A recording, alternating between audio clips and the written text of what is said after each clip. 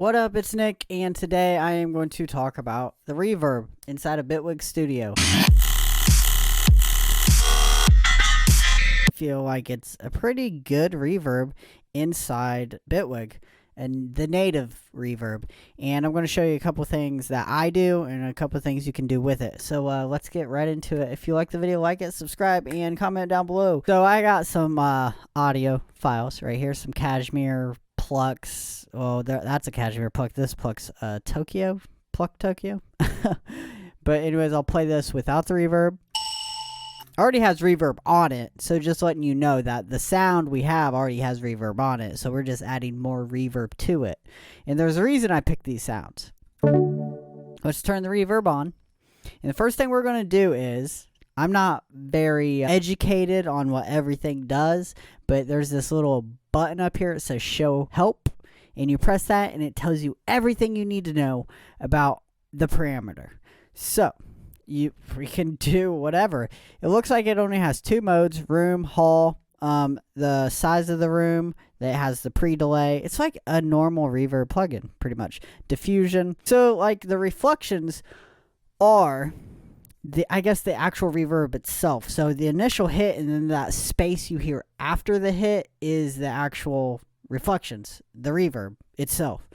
And we have a build up, low band reverb, the reverb time, high band reverb. See, I don't mess with these that much, but I kind of get it to a point because it does change the sound. So you also, the reverb time is how long you want the reverb to go on. You can have it go up to 31.6 seconds if you want. And yeah, it goes all the way down to 316 milliseconds. So I use that a lot. There's a reason I use that a lot.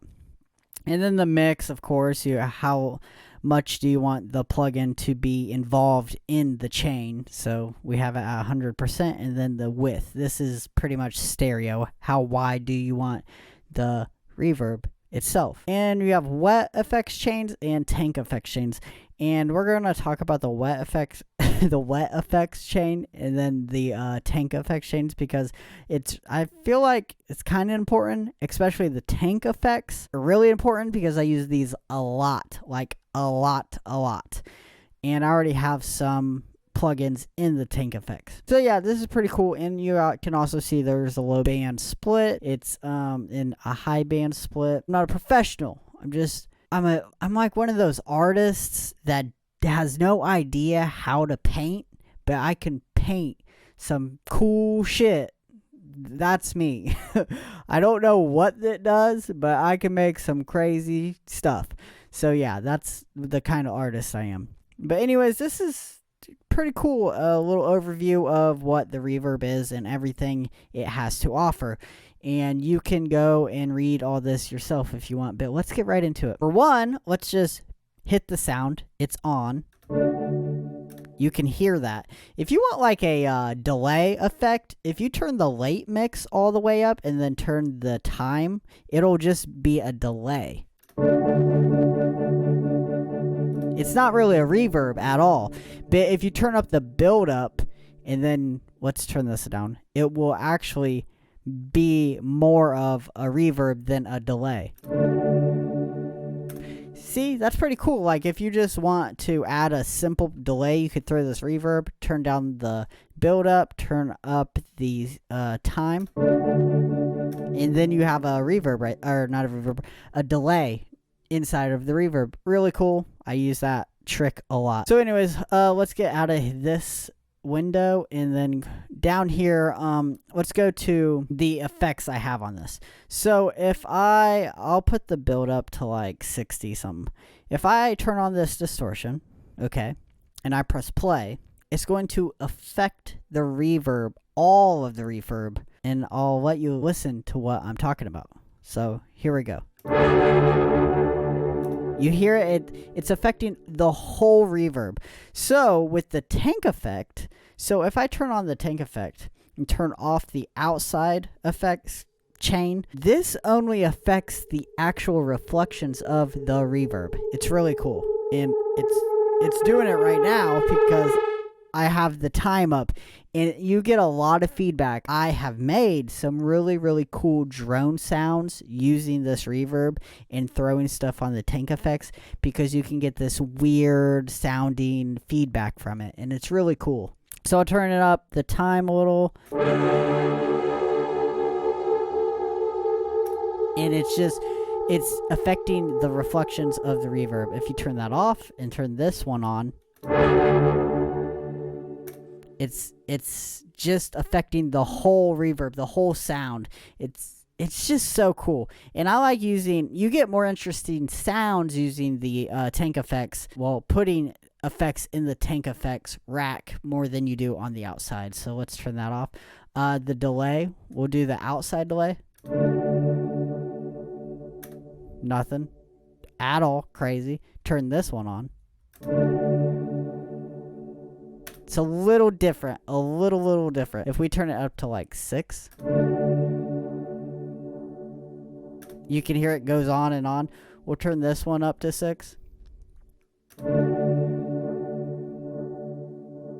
That one's a little slower, but it's the same delay, and it's going at the same rate, but this one's slower than this one. It's just the little things that matter. So we'll turn that off, and I have ROM on here. So if I turn on the outside ROM, outside of the tank effects, it sounds like this. And it goes away. If I turn on the ROM inside of the tank effects, it sounds like this. Gives it a different tone, and it's the exact same ROM. And then it played that other pluck, reverby pluck. So turn it down. Get rid of it, because it'll go on forever, the feedback from the ROM, because we're putting a reverb on a reverb, and it'll just keep going on forever and ever until you turn that down. So if I turn this up right now, it will actually start a feedback loop. So if I turn this up, it might take it a minute or two, especially with distortion.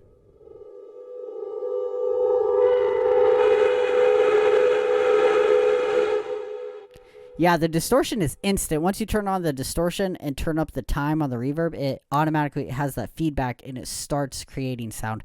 It's just warning you, it creates some dirty sounds. And if we put on these on all together, it sounds like this.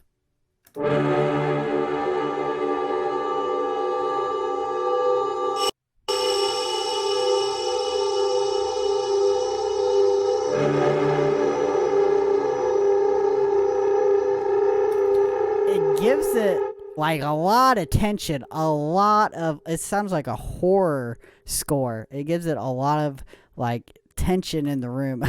So if I turn all these effects off right here, and I turn on the ones outside of the tank effects, it'll sound like this. Let's turn those up. Forgot to turn up the time.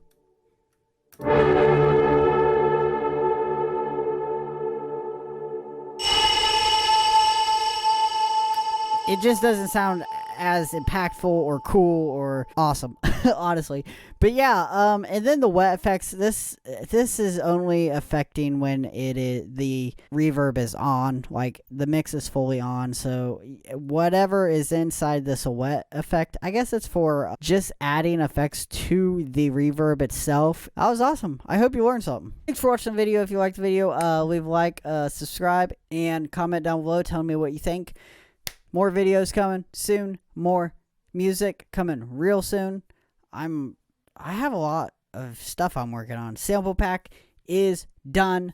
Just got to do others. I got the complete sample pack, like all the sounds done. Now I just got to do artwork, and I have to make a teaser for the sample pack, and that should be out soon. And it's pretty cool. It's pretty cool. It's more of like a dubstep type sample pack. I didn't know what I was really going for. This is the first time I made all the sounds myself inside of Serum, and I used effects, but I'm going to make a video of how I made that sample pack later in the month or two. But anyways, yeah, see you guys later. Peace.